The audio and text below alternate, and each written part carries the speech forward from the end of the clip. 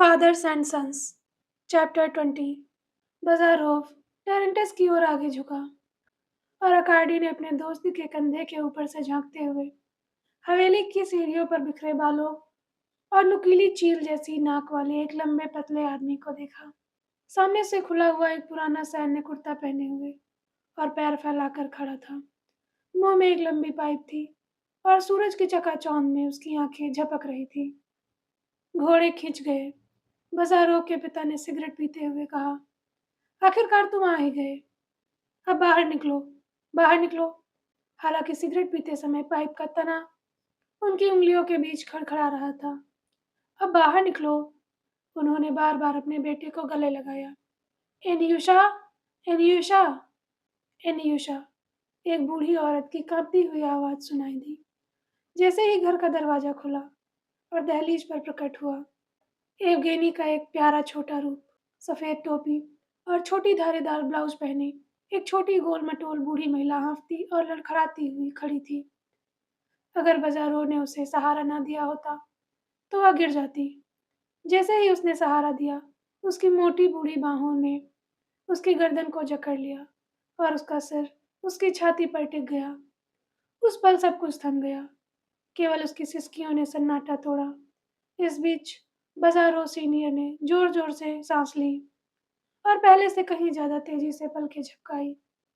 बस करो अरीशा। उसने अरकाडी की ओर एक नजर डालते हुए कहा, जो टेरेंटस के बगल में खड़ा था, और यहाँ तक कि बॉक्स सीट पर बैठा किसान भी अपना सिर दूसरी ओर मोड़ चुका था। कृपया करके रुक जाओ। मैं तुमसे विनती करता हूँ कि रुक जाओ। आह, वॉसिली इनाविच। बेचारी बूढ़ी औरत सिसकते हुए बोली, सोचो कितना समय बीत गया। अब मैंने अपने प्यारे अनीशा, अपने लाडले बेटे को आखिरी बार देखा था। बाजारों को बाहों में पकड़े हुए उसने अपना बिखरा हुआ, कांपता हुआ, आंसुओं से भीगा चेहरा अपनी छाती से हटाया। फिर भी हास्यास्पद आंखों से देखा और फिर से उसकी छाती से लिपट गई। जी हाँ, वॉसली इनाविच ने कहा, ऐसा ही होता है। लेकिन क्या हमें अंदर जाना चाहिए? देखो, एवगेनी एक मेहमान को लेकर आया हूँ। हल्के से झुककर और सिर झुकाकर उसने अकार्डी से कहा, कृपया हमें क्षमा करें महोदय, लेकिन आप स्थिति को समझें। एक महिला की कमजोर आह और एक माँ का दिल। उसके होंठ, ठुड्डी और भौहें भी हिल रही थी। जाहिर तौर पर वह खुद पर काबू पाने की पूरी तरह से उदासीन दिखने की कोशिश कर रही थी। अकार्डी ने भी उनके प्रणाम का जवाब उसी अभिवादन से दिया। जी जी प्यारी माँ, चलिए अंदर चलते हैं, बाजारों ने कहा। कांपती हुई बूढ़ी महिला को अंदर ले जाकर उसने उन्हें एक आरामदायक कुर्सी पर बैठाया। अपने पिता को एक बार फिर जल्दी से गले लगाया और फिर अरकाडी को उनसे मिलवाया। वासिली इनाविच ने कहा, आपसे मिलकर बहुत खुशी हुई, सच में बहुत खुशी हुई। लेकिन कृपया हमसे ज़्यादा उम्मीदें न रखें महोदय। मेरा प्रतिष्ठान सादगी से व्यवस्थित है। मैं इसे युद्ध स्तर की तैयारी कह सकती हूँ। आइए आइए, अरीना, कृपया शांत हो जाइए और एक मेज़बान के रूप में अपने कर्तव्यों का पालन कीजिए। धिक्कार है इस तरह हार मान लेना। हमारे अतिथि आपके बारे में क्या सोचेंगे? मेरी प्यारी, मुझे उन सज्जनों का नाम नहीं पता। बूढ़ी औरत रोते हुए सिसकते हुए बोली। वॉसिली इनाविच, वॉसिली इनाविच ने धीमी आवाज में कहा, लेकिन बड़े ही औपचारिक अंदाज में कहा, अर्कडी निकोलाएविच, तो कृपया इस मूर्ख बुढ़िया को क्षमा करें महोदय। अरीना व्लासिवना ने अपनी नाक साफ की, अपना सिर दाएं बाएं झुकाया और ऐसा करते हुए बारी बारी से अपने दोनों आंखें पोंछी। जी हाँ, कृपया मुझे क्षमा करें, लेकिन मैंने सोचा था कि मरने से पहले मैं अपने बेटे को फिर कभी नहीं देख पाऊंगी। लेकिन देखो, हमने उसे फिर से देख लिया। वॉसली इनाविच ने कहा, यहाँ तन्युस्का। यह बात उन्होंने 13 साल के नंगे पैर वाली दासी लड़की से कही, जिसने चमकीले लाल सूती कपड़े पहने हुए थे और दरवाजे पर खड़ी होकर उत्सुकता से लेकिन संकोच से सब कुछ देख रही थी। अपनी मालकिन के लिए एक गिलास पानी थाली में लाओ, समझी? और आप सज्जनों, अपने पुराने जमाने के उत्साह के साथ आगे बढ़ें। क्या आप एक सेवानिवृत्त सैनिक के अध्यक्ष कक्ष में जाने की कृपा करेंगे? पहले एक और चुम्बन अनीशा, अरीना क्लासियवना हाँफते हुए बोली। फिर जब हजारों उनके ऊपर झुके तो उन्होंने कहा, तुम कितने सुंदर हो गए हो। वासुली इवानिच ने कहा, सुंदर हो ना हो वह इंसान है। इसलिए जब तुमने अपनी माँ का दिल खुश कर दिया है तो मैं तुमसे यह उम्मीद करता हूँ कि तुम हमारे सम्मानित अतिथियों की संतुष्टि का भी ध्यान रखो, क्योंकि तुमसे बेहतर कोई नहीं जानता कि बुलबुल हवा खाकर जीवित नहीं रह सकती।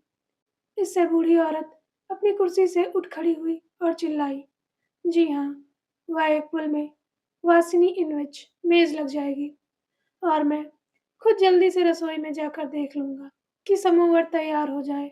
सब कुछ हो जाएगा। अरे, 3 साल हो गए जब मैंने आखिरी बार एनियुषा को खाना खिलाया था। जी हाँ, 3 साल, मेरे प्रिय। लेकिन अब जल्दी करो और घबराओ मत, सज्जनों, कृपया मेरे साथ आइए। लेकिन तिमोथिच आपसे मिलने आ रहे हैं। कैसे? वह बूढ़ा बदमाश तो बड़ा खुश दिख रहा है।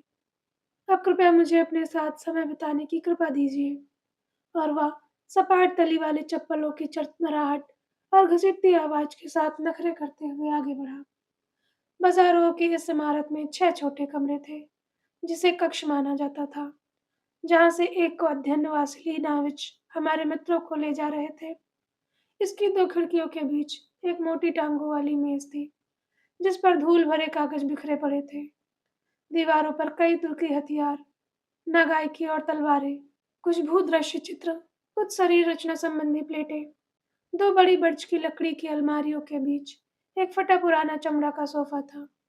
अलमारियों पर तरह तरह की किताबें, बक्से, भरे हुए पक्षी, जार और मूत्राशय रखे थे। और अंत में एक कोने में एक टूटी हुई बिजली की बैटरी पड़ी थी।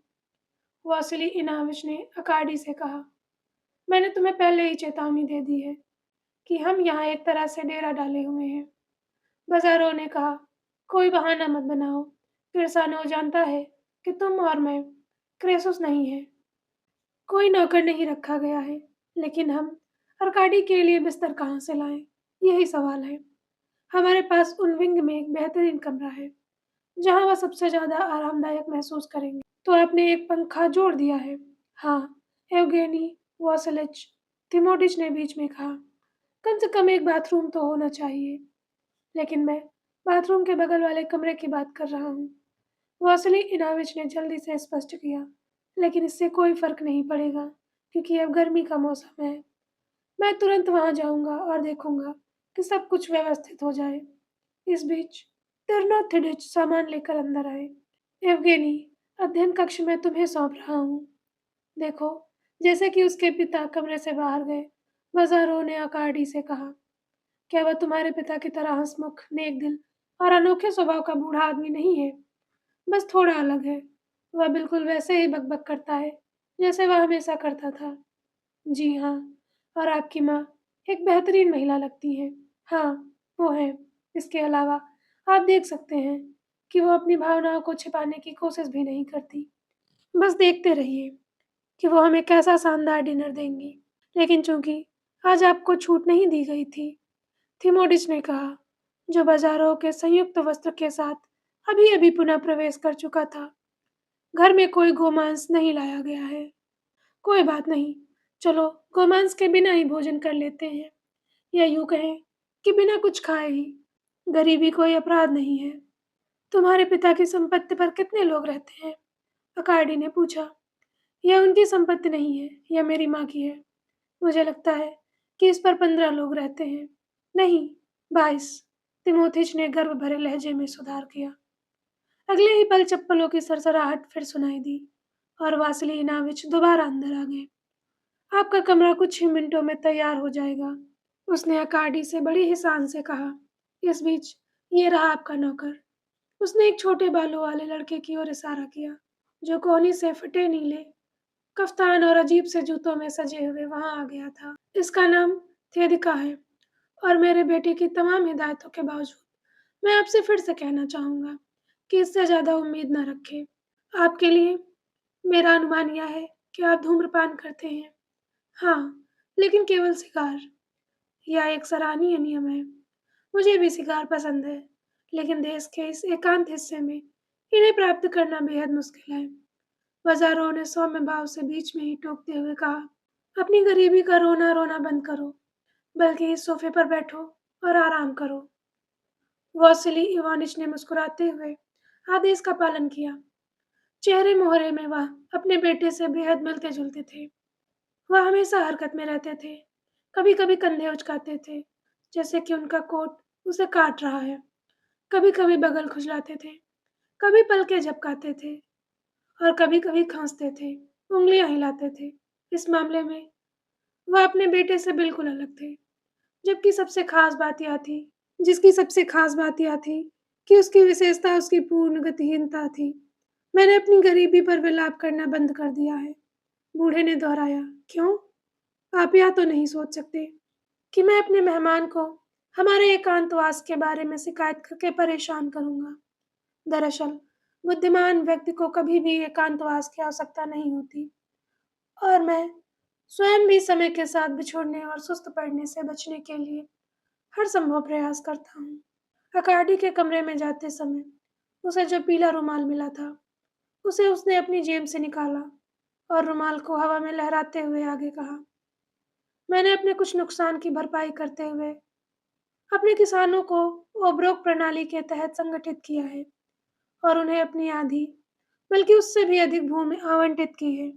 इस तथ्य के बारे में मैं कुछ नहीं कहूँगा, क्योंकि मेरा मानना है कि यह मेरा कर्तव्य था, साथ ही विवेकपूर्ण उपाय भी था। हालांकि आसपास के किसी अन्य भूस्वामी ने ऐसा नहीं किया होगा, बल्कि मैं छात्रवृत्ति और विज्ञान की बात कर रहा हूँ। बाजारों ने टिप्पणी की, मैं देख रेख कर रहा हूँ कि आपके पास यहाँ 1855 का द फ्रेंड ऑफ हेल्थ है। जी हाँ, एक दोस्त ने मुझे भेजा है, वासिली इवानिच ने जल्दी से समझाया। हम मस्तिष्क विज्ञान को ध्यान में रखते हैं। उन्होंने यह बात बाजारों के बजाय अकाडी से कही और साथ ही उन्होंने एक छोटी सी प्लास्टर की मूर्ति की ओर इशारा किया, जिसकी खोपड़ी की सतह को क्रमांकित वर्गों में एक श्रृंखला में विभाजित किया गया था। जी हाँ, बिल्कुल। हम अब भी किस बात पर विश्वास करते हैं? अरे सज्जनों, आप हमसे इतनी तेजी से आगे बढ़ने की उम्मीद तो नहीं कर सकते। आप हमें एक परिवर्तन के दौर में पाते हैं। मेरे समय में हास्यवादी हाफमैन और जीववादी ब्रॉन को पहले ही उपहास की दृष्टि से देखा जाने लगा था। लेकिन अब आपने राडेमाकर की वजह से एक नए विद्वान को स्थापित कर दिया है, और आप उस विद्वान के प्रति ठीक उसी तरह सम्मान का भाव दिखा रहे हैं, जैसे कि 20 वर्षों में भी वह तिरस्कार का पात्र नहीं बनेगा। बाजारोव ने कहा, मैं आपको तसल्ली देने के लिए बता दूं कि हम सभी चिकित्सा पद्धतियों का उपहास करते हैं और किसी के सामने नतमस्तक नहीं होते। क्या आप डॉक्टर नहीं बनना चाहते? हाँ, लेकिन एक बात इसे रोकती नहीं है। दूसरा, वॉसली इवानिच ने अपनी पाइप को तब तक झाड़ा जब तक कि उसमें से केवल राख का एक चमकता हुआ टुकड़ा शेष नहीं रह गया। शायद हाँ, उन्होंने कहा, मैं इस बात पर विवाद नहीं करूंगा। आखिर मैं कौन होता हूँ ऐसी बातों पर विवाद करने वाला? मैं सैन्य चिकित्सक हूँ, जिसने तो बस एक सेवानिवृत्त किसान को अपना लिया है, और बस इतना कहकर वह आकाडी की ओर मुड़ गए। क्या आप जानते हैं, मैंने आपके दादाजी के अधीन सेवा की थी, उन्होंने कहा। वह उस समय एक ब्रिगेड के कमांडर थे। मैंने कई परेड देखी हैं, और जिस समाज में मैं रहा, जिन लोगों के साथ मैंने काम किया, जी हाँ, इस साधारण व्यक्ति ने राजकुमार विट्जेनसाइन और जुकोवक्सी के नब्ज को महसूस किया है, और 14 की दक्षिणी सेना में सभी नेताओं को भी जानता हूँ। उन्होंने प्रभावशाली ढंग से अपने होंठ सिकोड़े। साथ ही बेशक मेरा विभाग उनसे अलग था, यह लैसेंट विभाग था। आप समझ रहे हैं, आपके दादाजी सभी की नजरों में ऊंचे स्थान पर थे और एक सच्चे सैनिक थे। इस बात पर सहमत होंगे कि वह सभ्य बूढ़ा चिड़चिड़ा व्यक्ति था। बाजारोव ने धीमी आवाज में कहा, यवगेनी, इस तरह बोलने की हिम्मत कैसे हुई? बूढ़े ने हैरानी से कहा, जनरल किरसानोव उन लोगों में से नहीं थे। वासुनी इवानिच का चेहरा तुरंत खिल उठा। हाँ, और देखो मैंने कैसा बगीचा बनाया है, उसने उत्साह से कहा। इसमें हर पेड़ मैंने अपने हाथों से लगाया है, हर तरह के फूलदार, फलदार और औषधीय जड़ी बूटियां। अरे नौजवानों, भले आप ही अपनी पीढ़ी के बुद्धिमान हैं, लेकिन पुराने पैरासेल्स ने जड़ी बूटियों, शब्दों और ग्रंथों में कई सत्य खोजे थे। मैं तो अब वकालत से सेवानिवृत्त हो चुका हूँ। फिर भी हफ्ते में 2 बार मुझे अपने पुराने ज्ञान भंडार को ताज़ा करने का मौका मिलता है, क्योंकि लोग मुझसे सलाह लेने आते हैं और मैं उन्हें मना नहीं कर सकता। खासकर गरीब लोग मेरी मदद मांगते हैं, क्योंकि यहाँ आसपास कोई दूसरा डॉक्टर नहीं है। लेकिन रुको, एक सेवानिवृत्त मेजर भी इस कला में हाथ आजमाते हैं। एक बार मैंने उनसे पूछा कि क्या उन्होंने कभी चिकित्सा का अध्ययन किया है, तो उन्होंने जवाब दिया कि नहीं, वे जो कुछ भी करते हैं वह परोपकार के लिए करते हैं। परोपकार? हाँ। इसके बारे में आपका क्या विचार है? खेदिका, मुझे एक पाइप भर दो, बाजारों ने संक्षिप्त लहजे में कहा। और एक और डॉक्टर इस मोहल्ले में एक मरीज को देखने आया है, वासिली इवानिच ने बनावटी निराशा भरे लहजे में कहा। लेकिन तब तक, जब तक वह पहुंचे, तब तक रोगी अपने पूर्वजों के पास जा चुका था और घर के नौकर ने डॉक्टरों को अंदर जाने से मना कर दिया, यह कहते हुए कि अब उनकी सेवाओं की आवश्यकता नहीं है। डॉक्टर ने इसकी बिल्कुल भी उम्मीद नहीं की थी और वह थोड़ा हैरान रह गए। उन्होंने पूछा, क्या मरने से पहले रोगी ने कराह की थी? जवाब मिला, जी हाँ श्रीमान, बहुत जोर से। हाँ, बहुत जोर से। अच्छा। और डॉक्टर घर लौट गए, लेकिन बूढ़े आदमी के अलावा कोई नहीं हंसा। सच है। अकार्डी ने मुस्कुराने की कोशिश की, लेकिन बाजारों ने केवल अंगड़ाई ली और जम्हाई ली। बातचीत लगभग 1 घंटे तक चली और फिर अकार्डी किसी तरह अपने कमरे में चला गया, जो उसे बाथरूम के प्रवेश द्वार जैसा लगा, लेकिन साथ ही साफ सुथरा और आकर्षक भी था। थोड़ी देर बाद तानियुष्का रात के खाने की घोषणा करने के लिए आ गया। खाना हालांकि जल्दबाजी में बनाया गया था, फिर भी बहुत बढ़िया शानदार था। बस शराब थोड़ी बेस्वाद निकली। शहर के एक शराब व्यापारी से टिमोथीस द्वारा बनाई गई गहरे रंग की सेरी में राल और शहद की मिलीजुली महक थी। इसके अलावा मक्खियों ने भी खूब परेशानी खड़ी कर दी, क्योंकि जिस नौकर को हरी झाड़ू से मक्खियों को भगाने का काम सौंपा गया था, उसे फिलहाल हटा दिया गया था।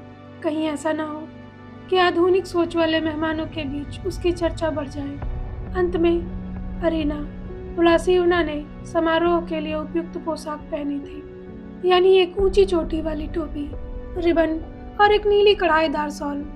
अपने प्रिय अन्वेषा को देखकर वह फिर से फूट फूट कर रोने लगी, लेकिन इस बार उसने अपने पति को डांटने का मौका नहीं दिया, क्योंकि शॉल पर दाग लगने के डर से उसने तुरंत अपने आंसू पोंछ लिए। मेजबान और मेजबानी करने वाले बहुत पहले ही भोजन कर चुके थे, इसलिए केवल उन 2 युवकों ने ही कुछ खाया। वही थेदिका जूते पहनने की नई बात से असहज महसूस कर रही थी, और एक मर्दाना चेहरे वाली कुबड़ वाली महिला जो गृहिणी, मुर्गी पालन और दर्जी का काम भी करती थी, भोजन परोसने का काम कर रही थी। भोजन के दौरान वासिली इवानिच इधर उधर टहलते रहे और नेपोलियन की नीति और इतावली प्रश्न की जटिलता से उत्पन्न गंभीर शंकाओं पर हंसमुख और यहाँ तक कि उत्साहपूर्ण शब्दों की चर्चा करते रहे। दूसरी ओर एरिना व्लासियोना ने अकार्डी को पूरी तरह से नजरअंदाज कर दिया और उसे एक भी व्यंजन नहीं दिया। वह अपने चेहरे के साथ सहारा देकर बैठी रही, जिस पर उसके फूले हुए चेहरे जैसे लाल होंठ और कुछ तिल एक सौम्य भाव प्रकट कर रहे थे, और अपनी आंखें अपने बेटे पर टिकाए रही, जबकि उनकी सांसें लगातार तेज चल रही थी। उसकी दिली इच्छा थी कि वह अपने बेटे से पूछे कि वह कितने दिन रुकने वाला है, लेकिन वह ऐसा करने की हिम्मत नहीं कर पाई, क्योंकि उसे डर था कि कहीं वह जवाब न दे दे। सिर्फ 2 दिन के लिए या कुछ इसी तरह से, उसका दिल तोड़ देने के लिए। जब भुना हुआ मांस परोसा जा रहा था, वासिली इवानिच गायब हो गया और अगले ही पल शैंपेन की खुली बोतल लेकर लौटा। देखो यहाँ, उसने उत्साह से कहा, भले ही हम देहाती हैं, फिर भी राजकीय अवसरों पर मौज मस्ती करने के लिए हमारे पास कुछ न कुछ जरूर होता है। इतना कहकर उसने 3 ग्लास और एक वाइन का ग्लास भर दिया। हमारे अनमोल अतिथियों को स्वास्थ्य की शुभकामना दी। फौजी अंदाज में अपने ग्लास को एड़ी से थपथपाया और अपनी पत्नी को उसका ग्लास पूरा खाली करने के लिए मजबूर किया। थोड़ी देर बाद मिठाई का दौर शुरू हुआ। हालांकि अकार्डी को मीठा बिल्कुल पसंद नहीं था, फिर भी उसने अपने लिए तैयार की गई कई मिठाइयों में कम से कम 4 का स्वाद लेना अपना कर्तव्य समझा, और उसने इस कर्तव्य को और भी बाध्यकारी समझा, क्योंकि बाजारों ने सभी मिठाइयों को साफ मना कर दिया और एक सिगार जला ली। अंत में चाय, क्रीम, बिस्किट और मक्खन परोसा गया, जिसके बाद वॉसिली इवानिच मेहमानों को शाम की सुंदरता का आनंद लेने के लिए बगीचे में ले गए। एक बेंच के पास से गुजरते हुए उन्होंने अकार्डी के कान में फुसफुसाया, यहीं पर बैठकर ध्यान लगाना मुझे बहुत अच्छा लगता है। जब मैं सूर्यास्त देखता हूँ, यह मेरे जैसे सन्यासी के लिए एकदम सही जगह है। और आगे मैंने होरेस के लिए कुछ पसंदीदा पेड़ भी लगाए हैं। कौन से पेड़? बाजारों ने पूछा, जो आंशिक रूप से ऊपर से सुन रहा था। बबूल के पेड़, दूसरे ने जम्हाई ली, और यह देखकर वॉसिली इवानिच ने तुरंत कहा, मुझे उम्मीद है कि आप यात्री अब मर्सियफ की बाहों में शरण लेना चाहेंगे। इस पर बेटे ने अपनी माँ को शुभरात्रि कहा और उनके माथे पर चुंबन किया, जबकि माँ ने उन्हें 3 बार गले लगाया और अप्रत्यक्ष रूप से आशीर्वाद दिया। और वहीं वॉसिली इवानिच अकार्डी को उनके कमरे तक ले गए और उनके लिए ईश्वर प्रदत्त ऐसी शांति की कामना की जैसे मैंने अपने जीवन के सुखमय वर्षों में अनुभव की थी। और निश्चित रूप से अकार्डी ने बाथरूम में सटे पुदीने की खुशबू से जगमगाते कमरे में शानदार नींद ली, जहाँ केवल एक ही आवाज सुनाई देती थी।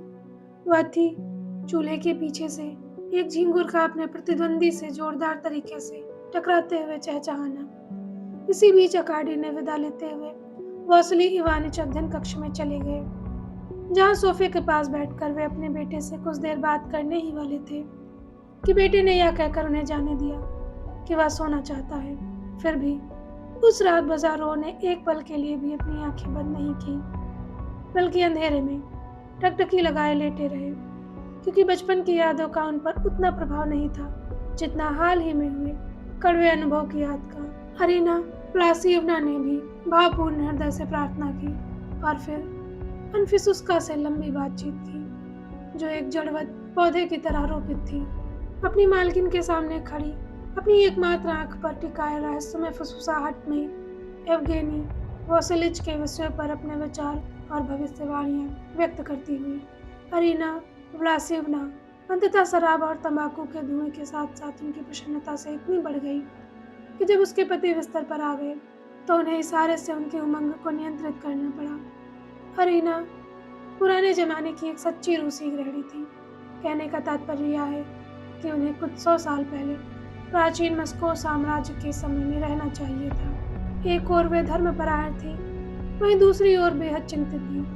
वे हर तरह के सगुन, भविष्यवाणी, कहावत और दर्शन में विश्वास करती थी। साथ ही उरोदिवीय, घरेलू भूत प्रेत, वन आत्माएं, अशुभ संयोग, जादू टोना, लोक औषधियाँ, गुरुवार का नमक और दुनिया के आसन्न अंत जैसी बातों में भी। इसके अलावा वे इस पर भी बहुत विश्वास करती थी कि ईस्टर से पहले की रात में एक जलती हुई मोमबत्ती जलती रहे तो कुक्कुट की फसल अच्छी होगी। शैतान को पानी के आसपास रहना पसंद होता है और सभी यहूदी अपने सीने पर खून जैसा लाल झंडा धारण करते हैं। फिर से वह चूहों, सांपों, मेढकों, गौरैया, जोक गरज रहे। हालांकि उन्हें खाना बहुत पसंद था, फिर भी वह हर तरह का उपवास रखती थी। हालांकि वह 24 घंटे में 10 घंटे सोती थी। अगर वॉसिली इवानिच को सिर दर्द होता था तो वह कभी बिस्तर पर नहीं जाती थी। वह अलेक्सिस या सिक्स सेंस ऑफ फॉरेस्ट के अलावा कोई किताब नहीं पढ़ती थी। वह साल में ज़्यादा से ज़्यादा 2 पत्र लिखती थी और घर के कामकाज, उबालने और पकाने के बारे में हर छोटी बड़ी बात जानती थी। और यहाँ तक कि अपनी जगह से हिलने डुलने के बारे में भी वह जानती थी कि दुनिया में कुछ लोग ऐसे होते हैं जिन्हें हुक्म चलाना होता है और कुछ लोग ऐसे होते हैं जिन्हें सेवा करनी होती थी। इसलिए वह चापलूसी और घुटने टेकने से प्रेम करती थी और अपने सभी अधीनस्थों के साथ दयालुता और सम्मान से पेश आती थी। वह कभी किसी भिखारी को खाली हाथ नहीं भेजती थी और वह किसी को भी गलती से दोषी नहीं ठहराती थी। हालांकि कभी कभी उसमें चुगली करने की प्रवृत्ति होती थी। इसी तरह अपनी जवानी में वह सुंदर थी, क्लाविकॉर्ड बजाती थी और थोड़ी बहुत फ्रेंच भी बोल सकती थी। लेकिन जिस पति से उसने केवल प्रेम के लिए शादी की थी, उसके साथ लंबे समय तक रहने के कारण उसकी फ्रेंच बोलने की कला कमजोर हो गई थी। इन उपलब्धियों में खोई हुई वह अपनी फ्रांसीसी भाषा और संगीत दोनों को भूल चुकी थी। वह अपने बेटे से इतना प्यार और डरती थी कि उसे शब्दों में बयां करना लगभग असंभव था। उसे अपनी संपत्ति का प्रबंधन पूरी तरह से वासिली इवानिच को सौंप दिया था और कभी उसमें हस्तक्षेप नहीं करती थी। लेकिन जब भी उसका साथी कोई नई योजना या आवश्यक सुधार का प्रस्ताव रखता था, तो वह हाँफने लगती थी, अपना रुमाल लहराने लगती थी और भयभीत होकर अपनी भौहें उठा लेती थी। और अंत में उसका स्वभाव इतना आशंकित था कि वह किसी अज्ञात दुर्भाग्य के निरंतर भय में जीती थी, और अगर कोई दुखद बात भी कह देता तो वह फूट फूट कर रोने लगती थी। ऐसी महिलाएं अब विलुप्त हो चुकी हैं और केवल ईश्वर ही जानता है कि हमें इस तथ्य से खुश होना चाहिए या नहीं। Thank you. Fathers and sons chapter 21। फिर सुबह जब अकार्डी उठा तो खिड़की खोली तो सबसे पहले उसकी नज़र वासली इवानिच पर पड़ी। धुएं के रंग के कपड़े पहने और रुमाल से कमरबंद बांधे बूढ़ा आदमी अपने सब्जी के बगीचे में व्यस्तता से खुदाई कर रहा था। जैसे ही उसने अपने युवा मेहमान को देखा, वह अपने फावड़े पर झुक गया और चिल्लाया, सुप्रभात, आपकी नींद कैसी रही? आपकी नींद कैसी रही? शानदार, अकार्डी ने उत्तर दिया। और जैसा कि आप देख रहे हैं, मैं सिंसिनाटस की नकल कर रहा हूँ और देर से पकने वाली सलजम की क्यारी तैयार कर रहा हूँ। ईश्वर की कृपा से ही हर समय किसी और को रोटी खुद को कमाने के लिए विवश करता है। वास्तव में हर समय दूसरों पर निर्भर रहना व्यर्थ है। स्वयं काम करना सबसे अच्छा है। इस प्रकार जीन जैक्स रूसो सही थे।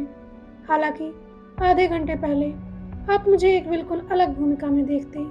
सबसे पहले तो मैं एक महिला को अफीम का इंजेक्शन लगा रहा होता या मेरे पास किसानों की भाषा में गोंद दवा लेकर आई थी। एक महिला को पेचिश थी और फिर दूसरी महिला के कुछ दांत निकाले, और यकीन मानिए मैंने दूसरी महिला को इथर देने का प्रयास किया तो उसने मना कर दिया। ये सब काम मैं मुफ्त में करता हूँ, और वो भी एक शौकिया तौर पर। लेकिन इससे हैरानी की कोई बात नहीं, क्योंकि आखिर मैं तो एक आदमी ही हूँ, एक नौसखिया। नीचे आइए, छाँव में बैठिए और सुबह की ताजगी का आनंद लीजिए जब तक नाश्ता तैयार न हो जाए। अकार्डी ने दिए गए निर्देश का पालन किया। वासिली इवानिच ने अपने सिर पर सजी पुरानी टोपी की ओर हाथ उठाते हुए कहा, फौजी अंदाज में कहा, आप मुझ पर एहसान कर रहे हैं। देखिए, मैं जानता हूँ कि आपको विलासिता और आराम की आदत है, फिर भी बड़े बड़े लोग एक झोपड़ी की छत के नीचे थोड़े समय के लिए आराम करने से कतराते नहीं हैं। मैं ना तो इस महान दुनिया से संबंध रखता हूँ और ना ही विलासिता का आदी हूँ। अकार्डी ने विरोध करते हुए कहा, अरे वाह। वासिली इवानिच ने अविश्वास का सौम्य भाव दिखाते हुए कहा, मैं स्वयं, यद्यपि मेरा करियर ढलान पर है, अपने जीवन में काफी अनुभव प्राप्त कर चुका हूँ और पक्षी की उड़ान से पहचान सकता हूँ। साथ ही मुझे मुखाकृति विज्ञान और मनोविज्ञान का भी थोड़ा बहुत ज्ञान है। इस संदर्भ में मैं यह कहने में संकोच नहीं करूँगा कि यदि मुझे ये लाभ प्राप्त ना होते तो मैं बहुत पहले ही बर्बाद हो चुका होता, क्योंकि छोटे लोगों में से एक होने के कारण भीड़ ने मुझे जल्दी ही किनारे कर दिया होता। और बिना चापलूसी किए मैं यह कह सकता हूँ कि जो मित्रता मुझे दिखाई देती है, आप और मेरे बेटे के बीच रहना मुझे बेहद खुशी देता है। अभी इसी वक्त मैं उससे बात कर रहा था, क्योंकि जैसा शायद आप जानते हैं, वह सुबह बहुत जल्दी बिस्तर से उठ जाता है और पूरे ग्रामीण इलाके में दौड़ता फिरता है।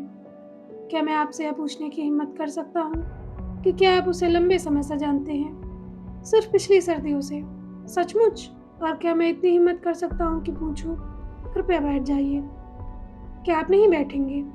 क्या मैं उसके पिता होने के नाते आपके बारे में अपने स्पष्ट राज जानने का साहस कर सकता हूँ?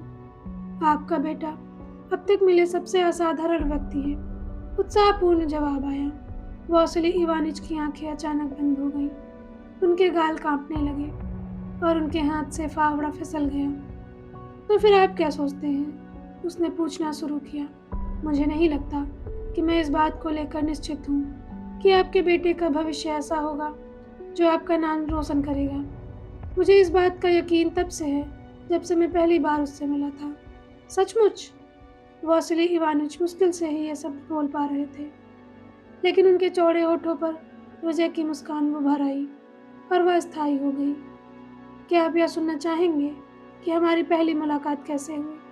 जी हाँ, मुझे ऐसा करना चाहिए और आप जो भी अन्य विवरण चाहें वो भी दे सकते हैं। इसलिए अकाडी ने बजारॉय पर उसी जोश और उत्साह के साथ प्रवचन देना शुरू किया जैसा उसने उस रात दिखाया था। मैडम ओडेंटसोव के साथ मुजरका। वासिली इवानिच सुनते हुए अपनी नाक साफ करते हुए रुमाल को गोल गोल घुमाते, खांसते और अपने बाल बिखेरते रहे। आखिरकार खुद को रोक न पाने पर उन्होंने अकाडी की ओर हाथ बढ़ाया और उस युवक के कंधे पर अपने होंठ रख दिए। आपने सचमुच मेरा दिल खुश कर दिया, वह मुस्कुराते हुए बोले। मैं अपने बेटों को बहुत प्यार करता हूँ, लेकिन मेरी प्यारी बूढ़ी पत्नी एनवेगी के साथ यह एक अलग ही स्तर पर खड़ा हो सकता है। वह उसकी माँ है, आप जानते हैं। मैं खुद को उसके सामने अपनी सारी भावनाएं व्यक्त करने की हिम्मत नहीं करता, क्योंकि उसे ऐसी बातें पसंद नहीं है और वह किसी भी तरह की भावना के प्रदर्शन का विरोध करता है। इसी कारण कुछ लोग उस पर कठोर हृदय, घमंड और संवेदनहीनता का आरोप लगाते हैं, लेकिन एनवेनी जैसे लोगों को आम मानकों से नहीं आंका जा सकता, है ना?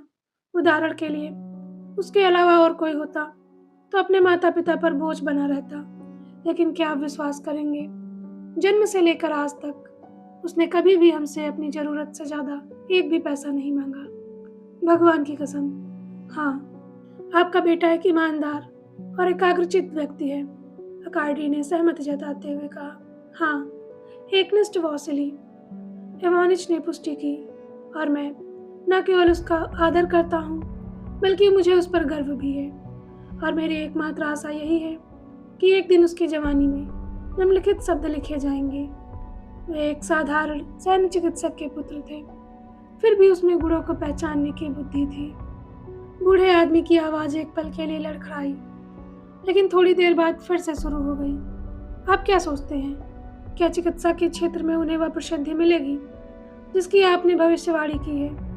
केवल चिकित्सा क्षेत्र में ही नहीं, हालांकि इसमें भी अन्य क्षेत्रों की तरह वह एक नेता बनेंगे। तो फिर कौन सा क्षेत्र? अकार्डी निकोलाइविच, मैं कुछ नहीं कह सकता, लेकिन किसी भी हालत में वह प्रसिद्धि हासिल करेगा, वह प्रसिद्धि पाएगा। बूढ़ा व्यक्ति एक बार फिर से भावविभोर चिंतन की अवस्था में डूब गया। इसी बीच एंटीफिस्का रस भरी एक बड़ी थाली और यह संदेश लेकर पहुंची।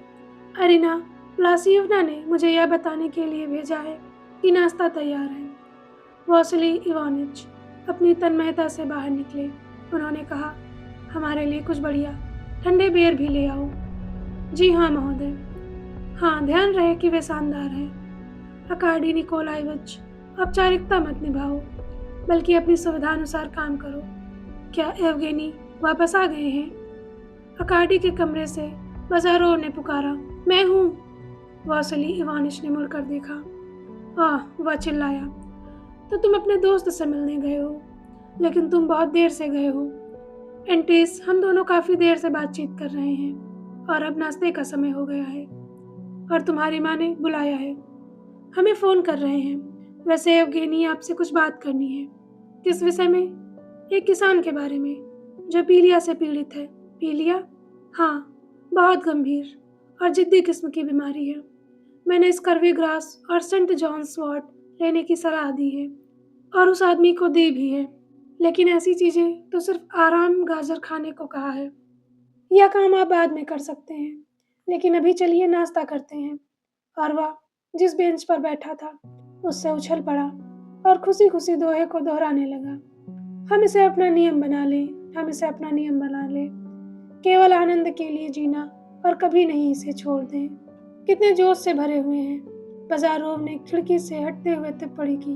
बाद में जब दोपहर की सूरज घनी पीली भाप की पतली चादर के पीछे चमक रहा था और सभी पेड़ सुनने वालों के पक्षी की चहचहाहट के अलावा कोई आवाज सुनाई नहीं दे रही थी, एक अजीब सुस्ती भरी उदासी में डुबो रहे थे, और एक सबसे ऊंची शाखा पर बैठे एक युवा बाज की लगातार पुकार से हवा उसकी तीखी ध्वनि से गूंज उठी।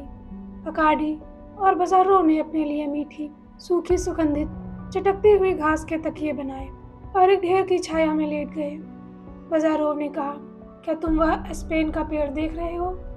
मेरा मतलब उस पेड़ से है जो एक गड्ढे के किनारे उग रहा है, जहाँ पहले ईंट भट्टा हुआ करता था। खैर, जब मैं छोटा था तो मुझे लगता था कि वह गड्ढा और स्पेन का पेड़ मिलकर एक खास ताबीज़ बनाते हैं, क्योंकि उनके पास रहने पर मुझे कभी समय का बोझ महसूस नहीं होता था। इसका कारण यह है कि उन दिनों मैं यह नहीं समझ पाया कि ऊब से मुक्ति का कारण मेरा बचपन ही था।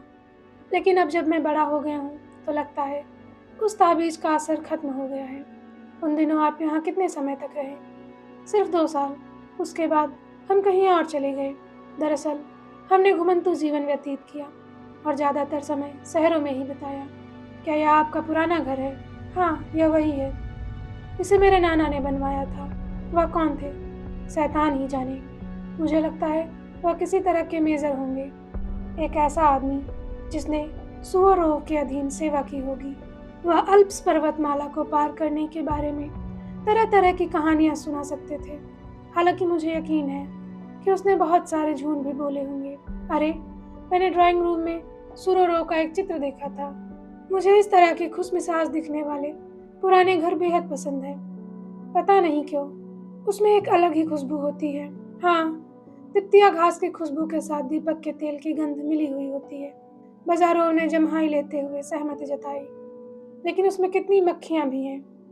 कुछ देर का विराम, फिर कार्डी ने बोलना शुरू किया। क्या बचपन में आपको बहुत सख्ती से रखा जाता था? आपने खुद ही देखा है मेरे माता पिता क्या करते हैं।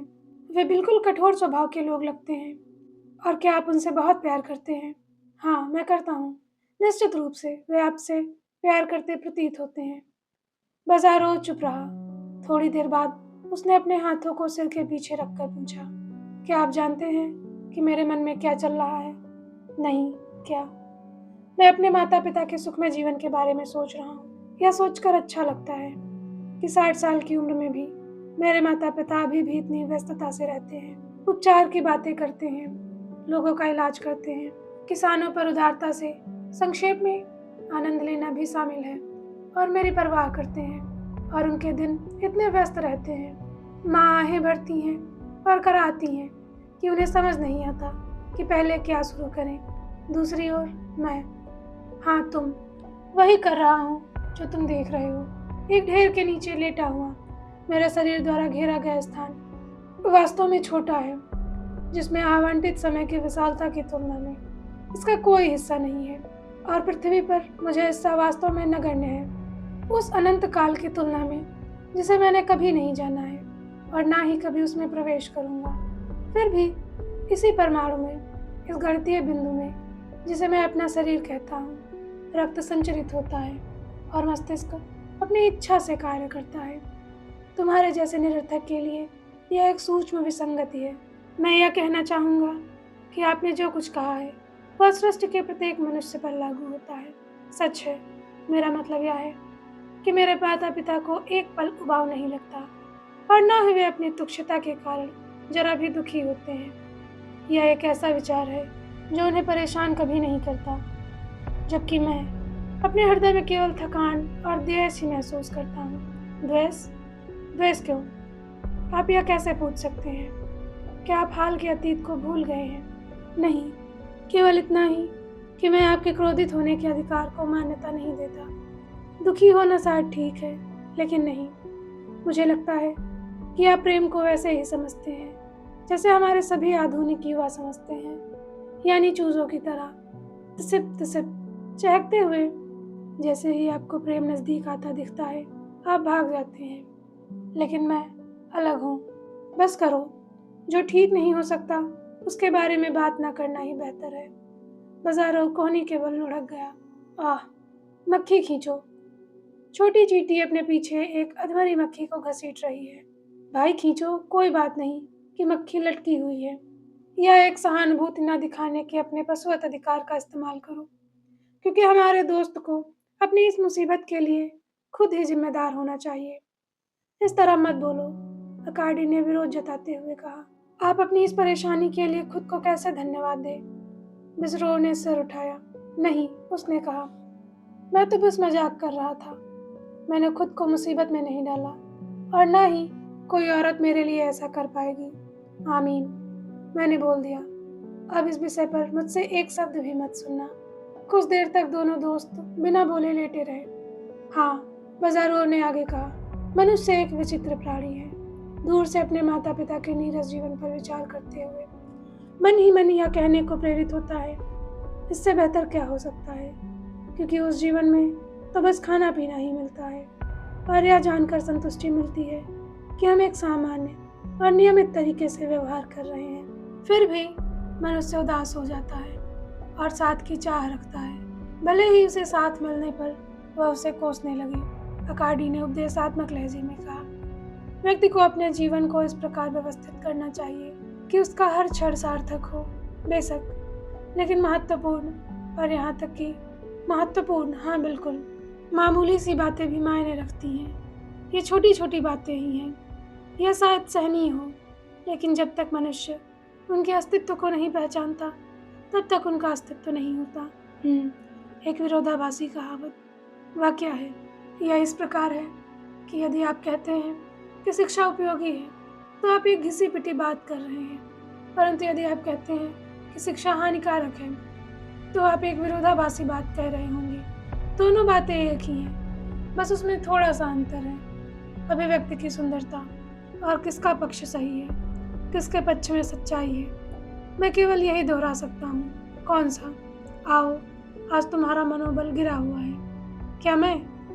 तो फिर सूरज की किरण मुझ पर थोड़ी सी पड़ी होगी, या फिर मैंने बहुत ज़्यादा रसभरी खा ली होगी जो मेरे लिए अच्छी नहीं होगी। तो फिर आपको सो जाना चाहिए। मुझे लगता है आप सही कह रहे हैं। बस सोते समय मेरी ओर मत देखना, क्योंकि ऐसे समय पुरुष का सबसे बुरा रूप दिखाई देता है। क्या आपको लोगों की राय की परवाह नहीं है? मैं ऐसा करता हूँ। हालांकि एक सच्चे अर्थों में एक व्यक्ति को ऐसी बातों के बारे में कभी भी परेशान नहीं होना चाहिए, क्योंकि ऐसा व्यक्ति या तो आलोचना से परे होता है या इतना भयभीत और घृणास्पद होता है कि आलोचक उससे भिड़ने की हिम्मत नहीं करते। अजीब बात है, क्योंकि मैं खुद कभी भी किसी से नफरत नहीं करता और मैं बहुत से लोगों से नफरत करता हूँ। देखो, तुम तो एक कोमल आत्मा हो, तुम इतना सीधे साधे हो, इसलिए नफरत कभी तुम्हारे दायरे में नहीं आ सकती। तुम्हारे जैसे एकांत प्रिय, आत्मविश्वासहीन लोग, आपके अपने विश्वास का क्या? अकार्डी ने बीच में ही टोकते हुए कहा, आपके बारे में क्या विचार है? आपके अपने बारे में क्या विचार है? बाजारों ने कुछ देर रुककर जवाब दिया, आज जब हम आपके स्टारोस्ता की झोपड़ी के पास से गुजर रहे थे, कितनी साफ सुथरी और प्यारी जगह थी, तो आपने मुझसे कहा, जब तक किसान के पास ऐसी जगह का मालिक बनने का सौभाग्य नहीं होता, वह हमसे हर तरह से कोई इस उद्देश्य के लिए अपना योगदान नहीं देता। जब तक रूस पूर्णता प्राप्त नहीं करेगा। लेकिन जहाँ तक मेरी बात है, मैं उस नीच और कंजूस से घृणा करता हूँ जिसके लिए मुझे उससे यह कहना पड़ रहा है। आखिर वह मुझे धन्यवाद क्यों देगा? उसका पैसा तो सफ़ेद झोपड़ी में रहना है और मेरा? आओ एवगेनी, हमें सिद्धांतहीन होने का आरोप लगाने वाले से सहमत होना लगभग विवश हो जाता है। तुम अपने चाचा से बात करते हो, सिद्धांत जैसी कोई चीज़ नहीं होती। लगता है तुम्हें कभी यह समझ नहीं आया, केवल सहज प्रवृत्ति की होती है और सब कुछ उसी पर निर्भर करता है। ऐसा कैसे? इस प्रकार हम स्वयं को उदाहरण के रूप में लेंगे। मेरी सहज प्रवृत्ति के कारण मैं इनकार करने के लिए प्रवृत्त हूँ। मैं अक्सर इनकार कर देता हूँ क्योंकि मेरा दिमाग इसी तरह बना है। ठीक उसी तरह अगर आप मुझसे पूछे कि मुझे रसायन विज्ञान में रुचि क्यों है, तो आपको सेब क्यों पसंद है, तो मैं जवाब दूंगा कि दोनों ही मामलों में एक ही कारण लागू होता है। हमारी सहज प्रवृत्तियाँ जैसी हैं वैसी ही। दूसरे शब्दों में, आपकी और मेरी सहज प्रवृत्तियों में एक विशेष समानता है। इससे अधिक गहराई तक छानबीन करने की अनुमति हमें नहीं दी गई है। तो क्या सम्मान एक सहज प्रवृत्ति है? यह है? ओह ओह एवगेनी, अकार्डी ने दुख से कहा, क्या आपको यह बातचीत पसंद नहीं है? तो चलिए अब और दार्शनिक बातें ना करें, बल्कि पुस्किन के शब्दों में कहें, प्रकृति को हम पर नींद की शांति छाने दे। प्रकृति को हम पर नींद की शांति छाने दे। अकार्डी ने आपत्ति जताते हुए कहा, पुस्किन ने कभी ऐसी बात नहीं कही। तो फिर अगर उसने नहीं कहा तो कवि होने के नाते उसे ऐसा करना चाहिए था। शायद उसने सेना की सेवा में की हो। उन्होंने कभी सेवा नहीं की। सचमुच? अरे, उनकी हर पंक्ति में हमें यही मिलता है। रूस के सम्मान के लिए युद्ध करो, युद्ध करो। यह आपकी ओर से सरासर मनगढ़ंत कहानी है। यह बयान सरासर मानहानिकारक है। एक निंदा। निंदा से क्या फर्क पड़ता है? इस शब्द में डरने की क्या बात है? किसी व्यक्ति की जितनी चाहे उतनी निंदा करो, लेकिन खुद उसे 20 गुना बुरी बातें सुनने को मिलेंगी। मान लो हम सो जाते हैं, अकाडी ने चिड़चिड़ाते हुए कहा। खुशी से बाजारों ने उत्तर दिया। फिर भी दोनों में से कोई भी अपने प्रयास में सफल नहीं हुआ, क्योंकि नींद भंग करने वाली लगभग हर भावना हावी थी। इसलिए 5 मिनट के इस निष्फल प्रयास के बाद दोनों ने अपनी आंखें खोली और चुपचाप अपने चारों ओर देखने लगे। कुछ देर रुकने के बाद अकाडी चिल्लाया, देखो, क्या तुम्हें वह मुरझाया हुआ मेपल का पत्ता जमीन पर गिरता हुआ दिख रहा है? क्या उसकी हरकतें बिल्कुल तितली जैसी नहीं है? यह अजीब बात है कि इतनी जीवंत और खुश मिजाज वस्तु किसी उदास और मृत वस्तु की हूबहू नकल कर सकती है। बाजारों ने अवरोध जताते हुए कहा, मेरे मित्र, मैं आपसे कम से कम यह निवेदन तो कर ही सकता हूँ कि आप इतनी सुंदर भाषा में बात ना करें। मैं अपनी क्षमता के अनुसार बोलता हूँ। मैं किसी के दबाव में रहना पसंद नहीं करता। अगर मेरे मन में कोई विचार आए तो मैं उसे व्यक्त क्यों न करूँ। इसी प्रकार मुझे यह विचार व्यक्त करने की स्वतंत्रता है कि सुंदर भाषा में बात करना सरासर अशोभनीय है। अशोभनीय? तो फिर गाली देना अशोभनीय नहीं है? मुझे लगता है कि तुम अभी अपने चाचा के नक्शे कदम पर चलने का मन बना चुके हो। अगर वह मूर्ख तुम्हारी यह बात सुन पाता तो कितना खुश होता। आप पॉल पेट्रोविच को क्या कहते थे? मैंने उसे वही कहा जो वह है, बस एक मूर्ख। हो गया? अकाडी चिल्लाया। बाजारोव ने शांत भाव से कहा, इसमें मुझे रक्त संबंध दिखाई देता है। मैंने देखा है कि कुछ लोगों में यह बात बहुत ही अड़ियल कारक होता है। एक व्यक्ति बाकी सब कुछ त्याग कर सकता है और उसने खुद को हर तरह के पूर्वाग्रहों से मुक्त कर लिया है। फिर भी वह यह स्वीकार करने में असमर्थ रहा है कि जो भाई बार बार उसकी कमीजें चुराता है वह चोर है। दरअसल समस्या मेरा शब्द में है। क्या ऐसा नहीं है? नहीं, मैंने न्याय की भावना से प्रेरित होकर बात की थी, न कि रिश्तेदारी की भावना से। लेकिन चूंकि आप न्याय की भावना को नहीं समझते, क्योंकि यह एक ऐसी सहज प्रवृत्ति है जो आप में होती ही नहीं, इसलिए आप ऐसी भावना पर कोई निर्णय लेने की स्थिति में नहीं है। दूसरे शब्दों में कहें तो मैं अकाडी किरसनोव आपकी समझ से बिल्कुल परे हूँ। खैर, मैं इस बात को मौन रूप से स्वीकार करता हूँ। आओ यवगेनी, हम अंत में झगड़ा करेंगे। काश तुम मुझ पर झगड़ा करने की कृपा करते। हम जमकर लड़ाई कर सकते थे, और वो भी बिना कोट पहने, उस उद्देश्य के लिए ताकि हम एक दूसरे को टुकड़े टुकड़े कर दें। क्यों नहीं? यहाँ भूसे के बीच, इस रमणीय वातावरण में, भीड़ भाड़ और हर किसी की नजरों से दूर। यह बिल्कुल भी बुरा नहीं होगा। नहीं, तुम मुझसे सुलह नहीं करोगे, बल्कि मैं तुम्हारा गला पकड़ लूंगा। जैसे ही अरकाडी ने अपनी लंबी नुकीली उंगलियां बढ़ाई, वह लुढ़क गया और मजाक में अपने हमलावर से भिड़ने की तैयारी करने लगा। लेकिन अगले ही पल बाजारों का चेहरा, जिस पर द्वेष और गंभीर खतरे का भाव था, उसकी नजर उस विकृत चेहरे पर पड़ी। उसकी मुस्कान और चमकती आंखों ने उसे चौंका दिया और अनजाने में ही उसे विस्मय से भर दिया। तो फिर यही वह जगह है जहां आपको आना चाहिए था, वासिली इवानिच उनके पीछे से चिल्लाया। जब घर में बनी सूती जैकेट और घर में बनी पुआल की टोपी पहने बूढ़ा सैन्य डॉक्टर अचानक से दोनों के सामने आ गया। मैं तुम्हें हर जगह ढूंढ रहा था, और निश्चित रूप से तुमने एक बेहतरीन जगह चुनी है और धरती पर लौटने और आकाश को निहारने के काम में लगे हो।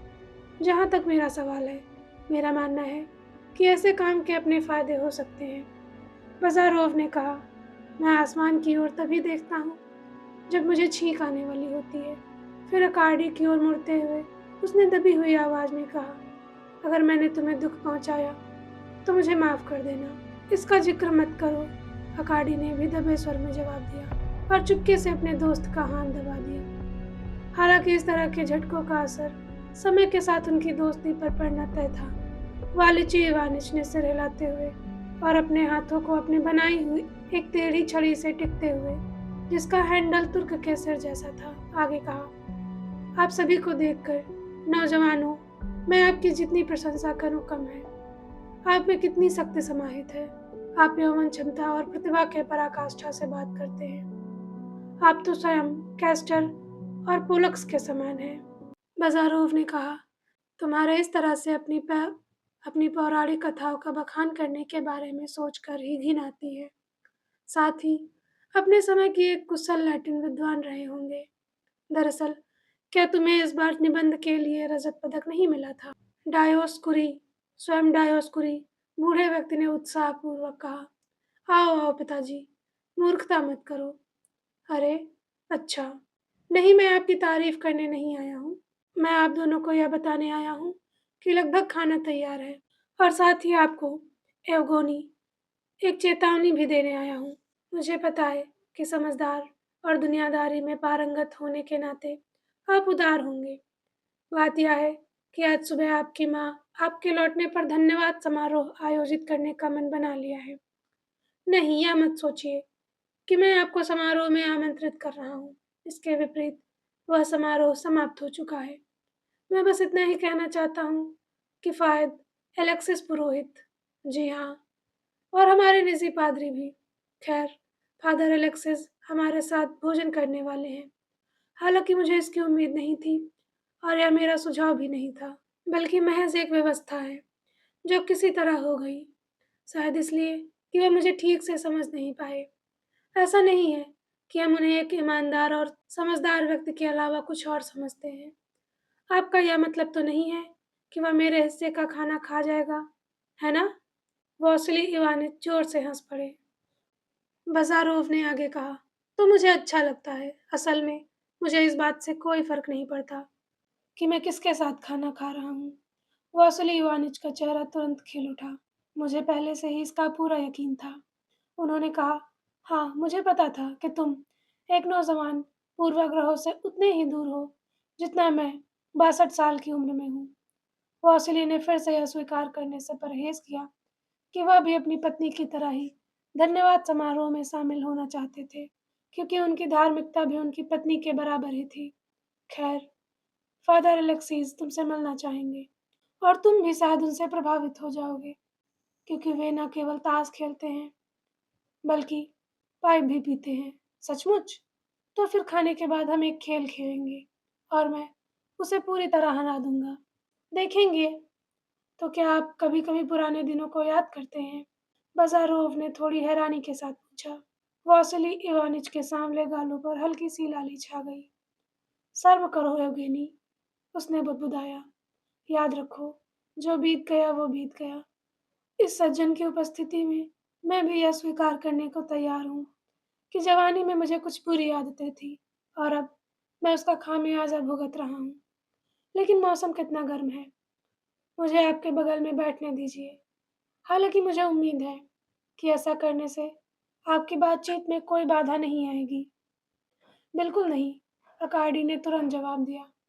वासिली इवानिश ने एक हल्की सी आह भरकर और यह टिप्पणी करते हुए बात समाप्त की। बात की एक बात, आपका आवास मुझे मेरे सैन्य ड्रेसिंग इस जगह पर डेरा डाले रहने के दिनों के रूप की याद दिलाता है। हाँ, मैंने समय से बहुत अनुभव किए हैं। उदाहरण के लिए, मैं आपको बिस्सा रसबिया में फैली काली मौत के बारे में रोचक कहानी सुनाता हूँ। बाज़ारोव ने पूछा, आपको सेंट व्लादिमीर का सम्मान कब मिला? हाँ, मुझे कहानी पता है, लेकिन आप इस सम्मान का बैज क्यों नहीं पहनते? जैसे कि मैंने आपको बताया है, मुझे दिखावे की जरा भी परवाह नहीं है। वासुली इवानिच ने विरोध किया। फिर उन्होंने कहानी सुनाना शुरू किया। एवगेनी सो गया है। थोड़ी देर बाद अकार्डी से फुसफुसाते हुए कहा और आंख मारते हुए उंगली से इशारा किया। आओ आओ एवगेनी, उसने तेज आवाज में कहा। उठने का समय हो गया है। खाने का समय हो गया है। फादर एलेक्सिस, एक हट्टे कट्टे आकर्षक व्यक्ति जिनके बाल घने थे, एक चतुर और साधन संपन्न अतिथि साबित हुए और कमरबंद पर कढ़ाई किए हुए। उन्होंने अकार्डी और बाजारों से हाथ मिलाने से पहले स्वयं को, और कुल मिलाकर उन्होंने पूरी तरह से सौहार्दपूर्ण व्यवहार किया। संयम का अभाव था और स्वयं को नीचा दिखाए बिना या सामान्य संयम बरते बिना विविधतापूर्ण लैटिन विविधतापूर्ण लैटिन का आनंद लेते रहे, अपने आर्कबिशप का बचाव करते रहे। 2 ग्लास शराब पीते थे, तीसरा ग्लास लेने से इनकार करते हुए, और अकार्डी की एक सिगार स्वीकार करते थे। हालांकि उसे पीने के बजाय वे उसे अपनी जेब में घर ले जाने के लिए रख देते थे। एकमात्र अप्रिय बात यह थी कि कभी-कभार अपने चेहरे से मक्खी हटाने के लिए चुपके से हाथ उठाते समय वे ऐसा करने के बजाय उस कीड़े को कुचल देते थे। रात का खाना खत्म होने के बाद वह बड़े उत्साह से कार्ड टेबल पर बैठ गए और अंत में बाजारों से 2.5 रूबल नकद ले गए। खेल के दौरान मेजबान हमेशा की तरह अपने बेटे के बगल में बैठी रही, गाल पर हाथ टिकाए हुए, और केवल तभी मेज से उठी जब जलपान मंगवाना आवश्यक हुआ। फिर भी बाजारों को छूना उसकी हिम्मत से परे था, और न ही उसने उसे इस दिशा में जरा भी प्रोत्साहन दिया। इसके अलावा वासिली इवानिच बीच-बीच में फुफकार कर उसकी उत्तेजना को कम करते रहे। हमारे योगिनी को परेशान मत करो। नौजवानों को इस तरह की चीज़ें पसंद नहीं आती। फिर भी कहने की शायद ही आवश्यकता है कि जो भोजन अभी-अभी हुआ है, वह हमेशा की तरह शानदार था, जैसा कि किया गया था।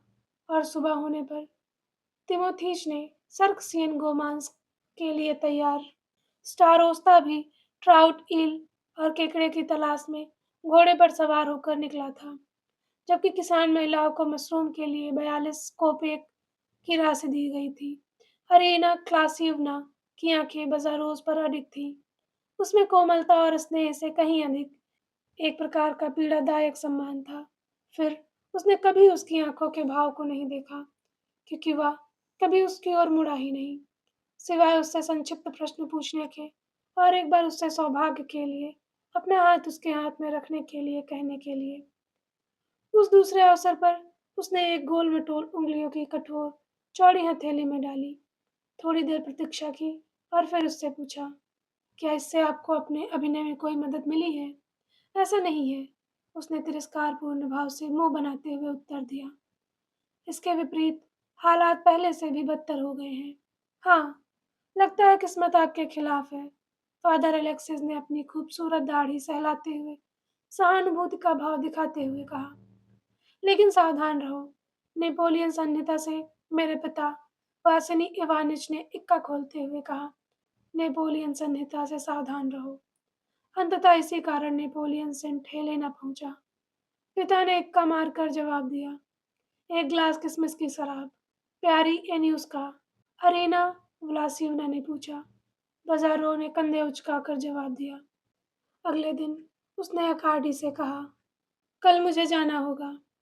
यह जगह मुझे थका देती है, क्योंकि मैं अपना काम करना चाहता हूँ और यहाँ करना असंभव है। मुझे लगता है कि मैं आपके घर आऊँगा, क्योंकि मेरी सभी रासायनिक सामग्री वहीं है। इसके अलावा आपके घर पर कम से कम एक दरवाज़ा तो बंद किया जा सकता है, जबकि यहाँ, हालांकि मेरे पिता रहते हैं, मेरा अध्ययन कक्ष पूरी तरह से आपके लिए है और कोई आपको परेशान नहीं करेगा। वे खुद एक पल के लिए भी अनुपस्थित नहीं रहते। और वैसे भी मुझे उन्हें या अपनी माँ को बाहर करना और वैसे भी मुझे उन्हें या अपनी माँ को बाहर बंद करने में शर्म आएगी। कभी-कभी मैं उनके बगल वाले कमरे में कराते हुए सुन सकता हूँ। फिर भी जैसे ही मैं उनके पास जाता हूँ, मुझे पता चलता है कि मेरे पास कहने के लिए शब्द भी नहीं है। अकाडी ने कहा, तुम्हारे जाने से वह बहुत दुखी होंगी, और वह भी। लेकिन मेरा इरादा वापस लौटने का है। ठीक कब? जब मैं सेंट पीटर्सबर्ग जाकर वापस आऊँगा। मुझे अपनी माँ के लिए विशेष रूप से खेद है। ऐसा क्यों? क्या वह तुम्हें फल खिला रही थी? अकाडी ने अपनी आँखें नीची कर लीं। उन्होंने कहा कि आप उन्हें नहीं जानते। वह न केवल एक अच्छी महिला है, बल्कि बहुत बुद्धिमान भी है। आज सुबह मेरी उनसे आधे घंटे तक बहुत ही व्यावहारिक और रोचक बातचीत हुई। एक ऐसी बातचीत जिसमें मेरे बारे में आपको बहुत कुछ बताया। हमने आपके अलावा अन्य विषयों पर भी बात की। शायद यह भी संभव है कि आप एक बाहरी व्यक्ति होने के नाते चीज़ों को मुझसे अधिक स्पष्ट रूप से देख सकें। फिर भी जब एक महिला कर सकती है, आधे घंटे की बातचीत एक अच्छा संकेत है। और जैसा मैंने कहा है, मैं अब चला जाऊँगा। लेकिन उसे यह खबर सुनाना तुम्हारे लिए आसान नहीं होगा। उसकी हमारे लिए योजनाएँ कुछ हफ्तों तक फैली हुई हैं। जैसा कि आप कहते हैं, यह आसान नहीं होगा और और ख़ासकर तब से, जब शैतान ने मुझे आज सुबह अपने पिता को परेशान करने के लिए उकसाया। बात ऐसी थी, कुछ दिन पहले उन्होंने अपने एक दास को कोड़े लगवाए थे और उन्होंने सही किया था। नहीं, आपको मुझे इतनी नाराज़गी से देखने की ज़रूरत नहीं है। मैं इसलिए कह रहा हूँ कि मेरे पिता ने सही किया था, क्योंकि वह किसान पक्का चोर और शराबी साबित हुआ था। दुर्भाग्य से मेरे पिता को उम्मीद नहीं थी कि मुझे इस घटना की खबर मिलेगी, इसलिए जब उन्हें पता चला कि मैंने उन्हें बता दी, तो वे और भी नाराज़ हो गए। खैर, अब उनकी नाराज़गी दोगुनी हो जाएगी। खैर कोई बात नहीं, वे जल्द ही इससे उभर जाएँगे। हालाँकि बज़ारोव ने कोई बात नहीं कहा था, फिर भी उसने वासिली इवानिच को अपने इरादे से अवगत कराने का फैसला करने से पहले पूरा दिन बीत जाने दिया। आखिरकार, जब वह अध्ययन कक्ष में अपने पिता को शुभ रात्रि कह रहे थे, तभी उसने एक लंबी जम्हाई लेते हुए कहा, वैसे मैं आपसे यह अनुरोध करना लगभग भूल ही गया था कि हमारे घोड़े को थेडॉक के पास आगे भेज दिया जाए। वासिली इवानिच स्तब्ध रह गए। तो क्या श्री किरसानोव हमें छोड़कर जा रहे हैं? उन्होंने पूछा। हाँ, और मैं उसके साथ जा रहा हूँ। वासिली इवानिच एक दो पल के लिए बेचैन हो गए। तुम कह रहे हो कि तुम उसके साथ जा रहे हो? उसने धीरे से कहा। जी हाँ, मुझे जाना होगा। इसलिए कृपया अनुरोध के अनुसार घोड़ों को आगे भेज दें। मैं करूँगा, बूढ़े आदमी ने हकलाते हुए कहा।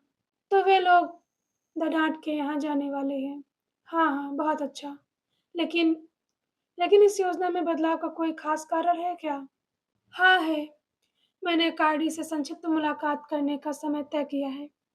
मुलाकात पूरी होने पर मैं आपके पास लौट आऊँगा। बस थोड़ी देर के लिए ही सही। अच्छा। और वासिली इवानिच ने अपना रुमाल निकाला और नाक पूछी। ऐसा करते हुए उन्होंने अपना सिर लगभग ज़मीन तक झुका दिया। वाह, वाह! जैसा आप चाहते हैं वैसा ही होगा। फिर भी हमें उम्मीद थी कि आप हमारे साथ थोड़ा और रुकेंगे। सिर्फ 3 दिन? 3 साल की अनुपस्थिति के बाद 3 दिन। आह! ये तो कुछ भी नहीं है, यवगेनी, ये कुछ भी नहीं है।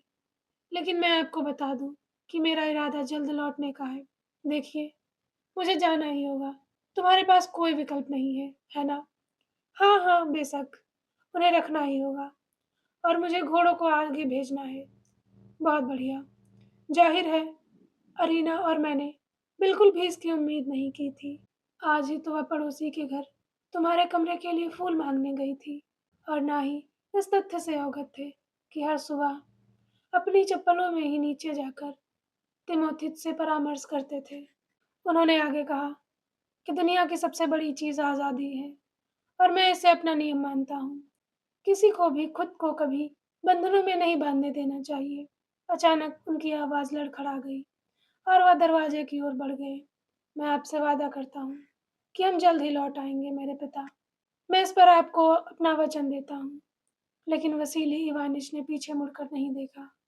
उसने बस हाथ हिलाए और चले गए। बेडरूम में पहुंचकर उन्होंने देखा कि अरीना सो रही है, इसलिए उसे जगाने के डर से उसने दबी आवाज़ में प्रार्थना शुरू कर दी। लेकिन तभी उसने अपनी आँखें खोल दी। क्या तुम वासिली इवानिच, क्या तुम अभी-अभी एनिसा से आए हो? तुम्हें पता है, मैं उसके बारे में चिंतित हूँ। क्या वह सोफ़े पर आराम से सोता है? आज मैंने अनफिसुस्का से कहा है कि वह तुम्हारे यात्रा वाले गद्दे और नए तकिए उसके लिए बिछा दे और अगर उसे नरम बिस्तर पर लेटना पसंद होता, तो मैं उसे पंखों वाला बिस्तर दे देती। चिंता मत करो प्यारी माँ, वह बिल्कुल आराम से है। हे प्रभु, हम पापियों को क्षमा करो। और वासिनी इवानिच, वह अपनी प्रार्थना में लीन रहे। फिर भी उनका हृदय अपने साथी के लिए गहरी करुणा से भरा हुआ था और ना ही वह उसे रातों रात दुख के बारे में बताना चाहते थे, जो कल उसका इंतज़ार कर रहा था। अगले दिन अर्काडी और बाज़ारों चले गए। सुबह ही घर में मातम का माहौल छा गया। अनफिसुस्का से कुछ बर्तन गिर गए और थेदिका की बेचैनी इतनी बढ़ गई कि उसने अपने जूते उतार दिए। वासिली इवानिच बेचैन होकर इधर-उधर घूम रहे थे और ऊँची आवाज़ में बोलने और चलते समय जमीन पर पैर पटकने का दिखावा कर रहे थे, लेकिन उनका चेहरा अचानक उतर गया और उनकी नज़र अपने बेटे से नहीं मिल पा रही थी। इस बीच अरीना व्लासिएवना चुपचाप रो रही थी। दरअसल अगर उसके पति ने उस सुबह 2 घंटे उसे दिलासा न दिया होता, तो वह पूरी तरह टूट जाती और अपना आपा खो बैठती। लेकिन अंततः जब 1 महीने के भीतर घर के बार-बार किए गए वादों के बाद बाज़ारो ने खुद को उन बाहों से मुक्त कर लिया, जो उसे रोकना चाहती थी, और टैरेंटेस में प्रवेश कर गया। जब घोड़े चल पड़े और उनके लगाम की घंटी बजने लगी और पहिए पुनः घूमने लगे, जब वाहन की ओर देखना व्यर्थ हो गया और धूल बैठ गई, तो टिमोथेस झुका हुआ और लड़खड़ाता हुआ अपनी पेंट्री में वापस रेंग गया। जब बूढ़े दंपत्ति ने खुद को एक ऐसे घर में अकेला पाया, जो अचानक उतना ही अस्त-व्यस्त और जर्जर हो गया था, जितना तब था, वे थे। तब वासिली इवानोविच ने बरामदे में अपने रुमाल को लहराने का अपना संक्षिप्त प्रदर्शन बंद कर दिया और एक कुर्सी पर बैठ गए और अपना सिर छाती पर रख लिया। वह हमेशा के लिए चला गया, वह हमेशा के लिए चला गया, उसने बुदबुदाते हुए कहा। वह इसलिए चला गया क्योंकि उसे यहाँ का जीवन उबाऊ लगा और मैं एक बार फिर रेगिस्तान की रेत की तरह अकेला हो गया। वह इन शब्दों को बार-बार दोहरा रहे थे और हर बार ऐसा करते हुए उन्होंने अपना हाथ उठाया और दूसरी ओर इशारा किया। लेकिन तभी अरीना प्लासीवना उनके पास आई और अपना सफ़ेद सिर उनके सिर से सटाते हुए बोली, कोई बात नहीं, मेरी वासिया। सच यह है कि हमारा बेटा हमसे बिछड़ गया है। वह बाज की तरह है। वह अपनी मर्ज़ी से इधर-उधर उड़ता रहा है। लेकिन तुम और मैं, खोखले पेड़ पर उगी काई की तरह, अब भी साथ-साथ हैं। हम अलग नहीं हुए हैं और मैं तुम्हारे लिए हमेशा एक जैसा रहूँगा, जैसे तुम मेरे लिए हमेशा एक जैसी रहोगी। वासिली इवानोविच ने अपने चेहरे से हाथ हटाकर अपनी पुरानी साथी, अपनी पत्नी को ऐसे गले लगाया जैसे उसने पहले कभी नहीं लगाया था, यहाँ तक कि अपने प्रेम प्रसंग के दिनों में भी नहीं। और इस तरह उसने उसे सांत्वना दी। Thank you. Fathers and sons, chapter 22। हम चुपचाप थेडोर के डाकघर की ओर चल पड़े। कुछ शब्दों के आदान प्रदान के बाद यात्री अकार्डी बाज़ारो से बिल्कुल भी खुश नहीं थे और बाज़ारो भी खुद से खुश नहीं था। इसके अलावा युवक का हृदय उस प्रकार के तर्कहीन अवसाद से भरा था जो केवल युवावस्था में ही होता है। ड्राइवर ने अपने घोड़ों को जोता और फिर गाड़ी के डिब्बे पर चढ़कर पूछा कि उसे दाईं ओर जाना है या बाईं ओर। अकार्डी ने चलना शुरू कर दिया। दाहिनी ओर का रास्ता कस्बे की ओर जाता था और वहाँ उसके पिता के घर की ओर, जबकि बाईं ओर का रास्ता मैडम ओडिंड सौ के प्रतिष्ठान की ओर जाता था। उसने बाज़ारो की ओर एक नज़र डाली। बाईं ओर एवगेनी, उसने पूछा। बाज़ारो ने अपना सिर दूसरी ओर घुमा लिया। फिर से वही मूर्खता क्यों? उसने बदबुदाया। मुझे पता है, यह मूर्खता है, अकार्डी ने कहा। लेकिन इससे क्या फ़र्क पड़ता है? हमें बस आते-जाते रुकना है। बाज़ारो ने अपनी टोपी अपनी आँखों पर खींच ली। जैसा चाहो वैसा करो, उसने कहा। तो फिर बाईं ओर, अकार्डी ने कोचवान से कहा और घोड़ा निकोल्स्कोय की दिशा में चल पड़ा। फिर भी दोस्तों ने यह मूर्खतापूर्ण रास्ता चुना था, लेकिन वे चुप ही रहे और हमेशा की तरह उदास। दरअसल मैडम ओडेंटसो के बटलर के बरामदे में आने से पहले ही दोनों को एहसास हो गया था कि उन्होंने इस आवेग में आकर नासमझी की है। घर में किसी को भी उनकी उम्मीद नहीं थी और यह बात इस तथ्य से और भी पुख्ता हो गई कि मैडम ड्राइंग रूम में दाखिल हुई तब तक वे दोनों वहाँ काफ़ी देर तक असहज चुप्पी में बैठे रहे थे। हालांकि उन्होंने हमेशा की तरह उनका विनम्रतापूर्वक स्वागत किया। हालांकि वे उनकी शीघ्र वापसी पर थोड़ी आश्चर्यचकित लग रही थी और मन ही मन इससे बहुत प्रसन्न नहीं थी। इसी कारण उन्होंने जल्दी से यह स्पष्ट कर दिया कि वे केवल कुछ समय के लिए ही आए हैं और लगभग 4 घंटे में ही वे शहर के लिए अपनी यात्रा जारी रखेंगे। जवाब में उन्होंने बस इतना ही कहा कि उन्होंने अकार्डी से अपने पिता को उनका अभिवादन पहुंचाने का अनुरोध किया और फिर अपनी आंट को बुलवाया। और चूंकि राजकुमारी स्वयं भी देर से सोई थी, इसलिए उनके झुर्रीदार बूढ़े चेहरे पर हमेशा से कहीं अधिक क्रोध झलक रहा था। कातिया की तबीयत ठीक नहीं थी और वह अपने कमरे से बिल्कुल नहीं निकली, और इससे अकाडी को एहसास हुआ कि सर्गियनवा को देखकर मुझे भी उतनी ही खुशी हुई होगी। सर्गियनवा आगे बढ़ रही थी, जब तक कि एक मुस्कान ठीक उसी क्षण तक नहीं बिछड़ने के बावजूद उसकी स्वाभाविक मित्रता उसके हृदय में जागृत हुई प्रतीत हुई। आज मेरा मूड ठीक नहीं है, उसने कहा, लेकिन आपको बुरा नहीं मानना। जल्द ही फिर आना, मैं आप दोनों को निमंत्रण दे रही हूँ। बजारोव और अर्काडी ने मौन प्रणाम किया, टैरेंटॉस में वापस सवार हुए और मारिनो की ओर चल पड़े, जहाँ वे अगली शाम बिना किसी घटना के पहुंच गए। रास्ते में दोनों में से किसी ने भी मैडम ओडेंटसोव का जिक्र नहीं किया, और बजारोव ने तो विशेष रूप से मुश्किल से ही कुछ बोला, बल्कि अपनी आंखों में कठोर दृष्टि लिए क्षितिज की ओर देखते रहे। लेकिन मारिनो में सभी उन्हें देखकर प्रसन्न हुए, क्योंकि निकोलाई पेट्रोविच अपने बेटे की लंबे समय की अनुपस्थिति से बेचैन होने लगे थे। और अब जब थेनिचका ने दौड़कर घोषणा की कि युवक सज्जन आ रहे हैं, तो वे खुशी से सोफे पर उछल पड़े। जी हाँ, पॉल पेट्रोविच को भी सुखद उत्साह का अनुभव हुआ, और उन्होंने यात्रियों से हाथ मिलाते हुए विनम्रतापूर्वक मुस्कुराया। इसके बाद बहुत सारी बातचीत और पूछताछ हुई। इसमें अर्काडी ने अग्रणी भूमिका निभाई, और विशेष रूप से रात के खाने के दौरान, जो देर रात तक चला, क्योंकि निकोलाई पेट्रोविच ने मॉस्को से अभी अभी आई पोर्टर की कई बोतलें मंगवाई, और वह इतना आनंदित हो गए कि उनके गाल रस भरी रंग के हो गए, और वह आधी बचकानी आधी उन्मादी हंसी हंसने लगे। इतना ही नहीं, यह उमंग रसोई तक भी फैल गई, जहाँ दुनिया सहाफते हुए दरवाजे पर पटकती रही। और सुबह 3 बजे पीटर ने गिटार पर एक कोसैक वॉर्ड्स बजाने का प्रयास किया, जो रात के सन्नाटे में मधुर और पीड़ादायक लगता, अगर शुरुआती धुन के बाद ही उसका प्रदर्शन रुक न जाता, क्योंकि कुदरत ने उस सुसंस्कृत शिष्य को न तो संगीत की प्रतिभा दी थी और न ही किसी और चीज की। सच कहें तो हाल के दिनों में मारिनो में जीवन बिल्कुल भी सुख में नहीं रहा था। विशेष रूप से बेचारे निकोलाई पेट्रोविच की हालत बहुत खराब थी, क्योंकि संपत्ति से जुड़ी उनकी परेशानियां दिन प्रतिदिन बढ़ती जा रही थी, जो पूरी तरह से व्यर्थ और निराशाजनक थी।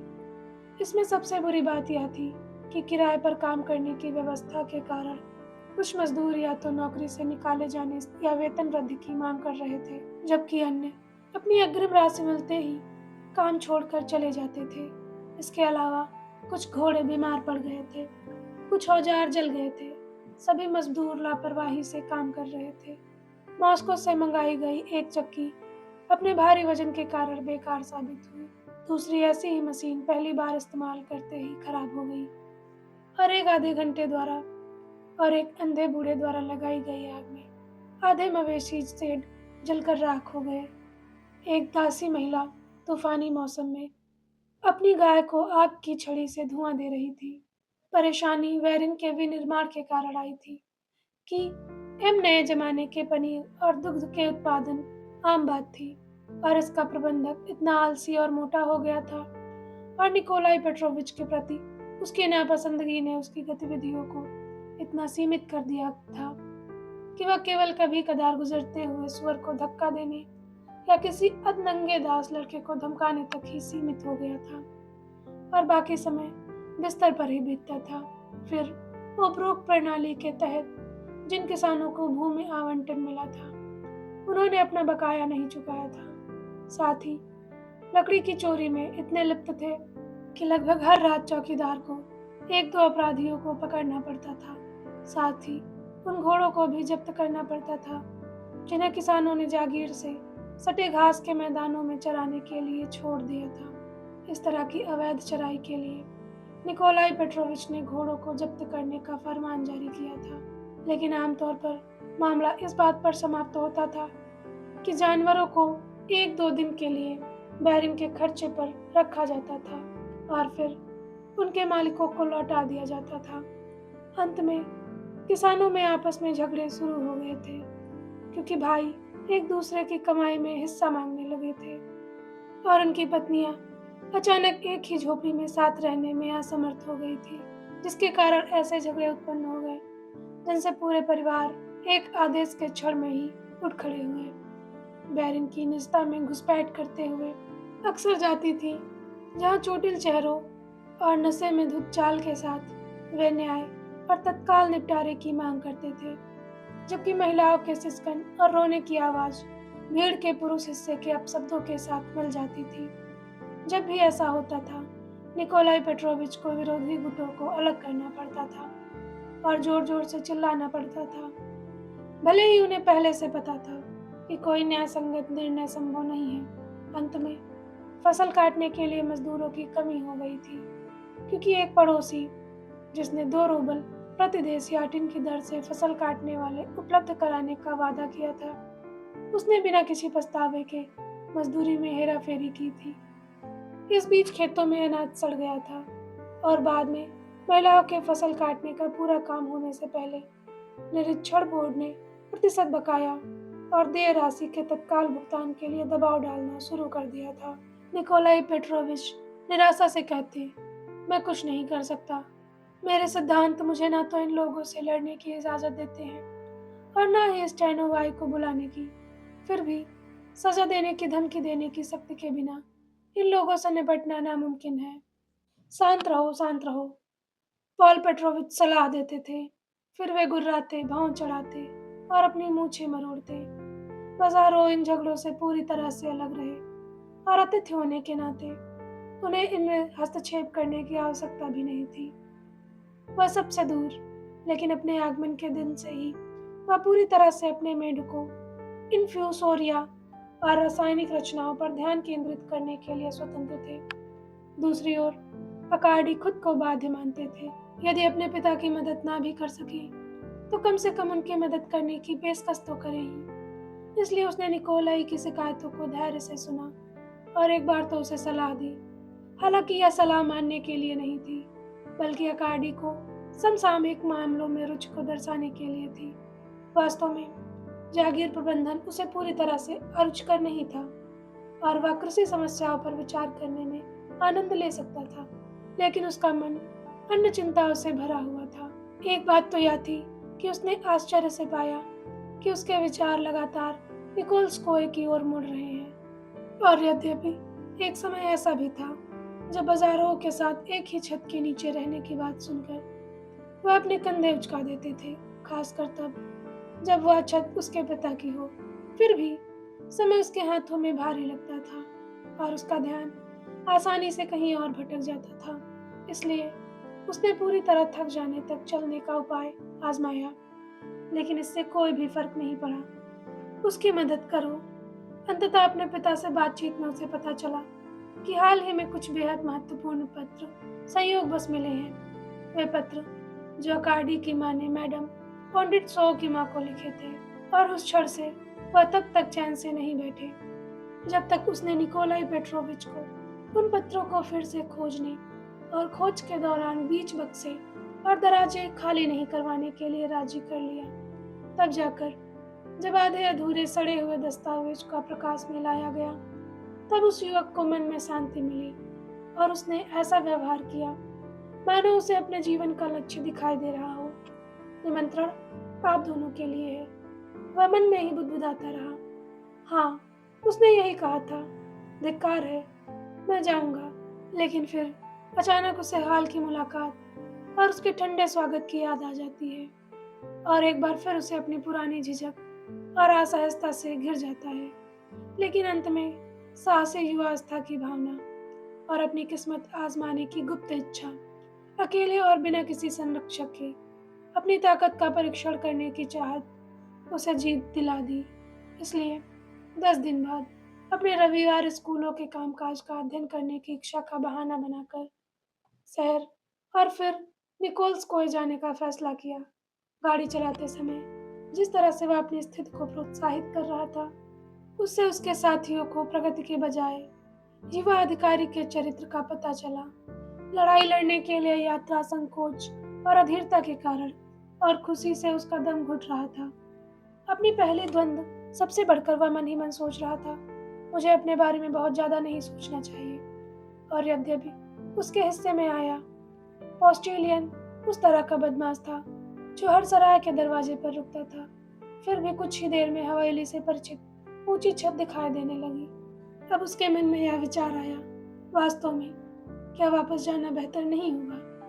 दुर्भाग्यवश चौकीदार की सीटी और जीप के क्लिंग की आवाज के बीच घोड़ों का त्रिशूल बहादुरी से आगे बढ़ा, और देखते ही देखते घोड़ों के खुरों और पहियों के संयुक्त भार से पुल गड़गड़ा उठा। आह, वह छटे हुए देवदार के पेड़ों की कतार थी। हाँ, और कुछ घने पत्तों के बीच एक गुलाबी पोशाक की झलक दिखी। हाँ, और रेशमी छाते की छाया से एक युवा चेहरा झांकता हुआ दिखाई दिया। हाँ, यह कातिया थी। उसने उसे पल भर में पहचान लिया। जैसे उसने उसे चौकीदार को गाड़ी रोकने का आदेश देकर अकार्डी गाड़ी से कूदा और उस युवती के पास पहुंचा। तो आप हैं? वह हैरानी से बोली, और उसी क्षण उसके चेहरे पर शर्म की लाली छा गई। चलिए, मेरी बहन को ढूंढते हैं। वह बगीचे में है और आपको देखकर बहुत खुशी हुई, तो वह उसे वहां ले गई। कितना सौभाग्य था कि वह उससे इस तरह मिला। अगर वह उसकी अपनी बहन होती तो भी वह इतना प्रसन्न नहीं होता। वाकई में हालत सौभाग्यशाली थे। अब ना तो बटलर की जरूरत होगी, ना ही उसके आगमन की कोई औपचारिक घोषणा होगी। लेकिन तभी पास आते कदमों की आहट सुनकर उसने मुड़कर रास्ते पर उसकी पीठ उसकी ओर थी। देखा, सर्गिएवना पर उसकी नजर पड़ी। एक बार फिर भ्रम ने कार्डी को अपनी गिरफ्त में ले लिया। लेकिन जैसे ही उसने बोलना शुरू किया, कार्डी को लगा कि उसका साहस वापस लौट आया है। आप कैसी हैं? उसने शांत और सौम्य लहजे में कहा, और धूप और हवा से थोड़ी फीकी पड़ चुकी मुस्कान के साथ उसकी ओर बढ़ा। कातिया, तुमने उसे कहाँ पाया? मैं अपने साथ कुछ ऐसा लाया हूँ जिसकी आपको शायद उम्मीद नहीं थी, उसने कहा। लेकिन आप तो खुद मेरे साथ आए हैं, उसने पलटवार जवाब दिया, और यही सबसे उत्तम तरीका है। Thank you.